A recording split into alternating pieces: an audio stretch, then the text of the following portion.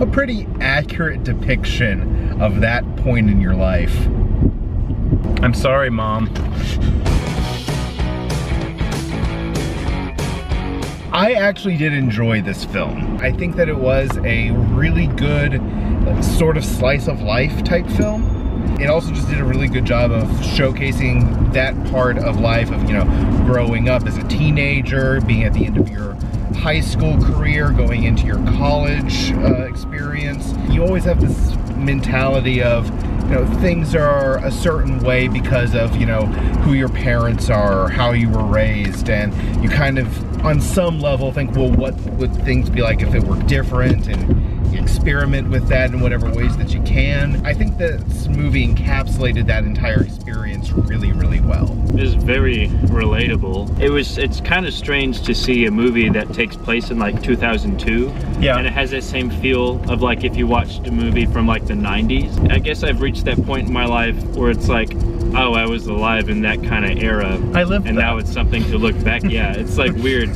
From what I expected, you know, being that kind of indie vibe, it was pretty good, because I'm not usually a huge fan of those films. Well, it's definitely a coming-of-age, indie cliche type of movie. It's done well. There's a lot of those like very relatable moments, like, oh no, don't do that, because I either know someone or have done something exactly like that. You don't have to like be from 2003 to be like, I know that song, or I get it. True. Like, I think it definitely was a very honest portrayal of that era of teenage years. Weird to say this, but it's definitely like a modern Juno, you know, or a current version of that, you know. And I think the key to these type of movies is how honest you are in the storytelling, and I felt like from the dialogue to the acting also does something that I haven't seen in a lot of even coming of age movies or teen movies, which really focuses on the relationship of the mother and the daughter. Yes. It's the kind of movie that it's in its honest portrayal, it also makes you realize, yeah, I was kind of stupid as a teenager, and I said a lot of stuff that I didn't mean, and I didn't mean to be that way with my parents, so I'm sorry. Would you recommend people to watch this now, wait till later,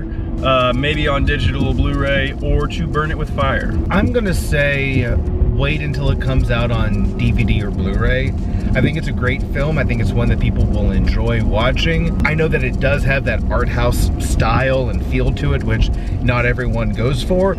I happen to find my happy medium on it. So if you want to like go into like the shallow end of the art house films to see if like it's something you would enjoy, I would recommend this being the one you do that with. I don't think it's like oh, I gotta go to theaters to watch this, but it's definitely, if you catch it on TV or see it at a price you find reasonable at the store, definitely take advantage of that.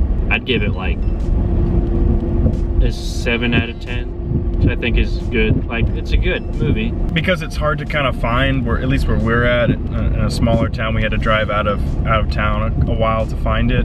But if it's near you, I would recommend going to watch it. If it's not, then I would just say wait till, you know, the second it gets out on Blu-ray or DVD or something, and just pop it in. Make sure and subscribe, hit our like button down there, hit the notification thing so you can know when we post other stuff. Want to thank our sponsors, 1-800-GIVE-ME-PIZZA, and we'll catch you guys later. Happy holidays. See ya.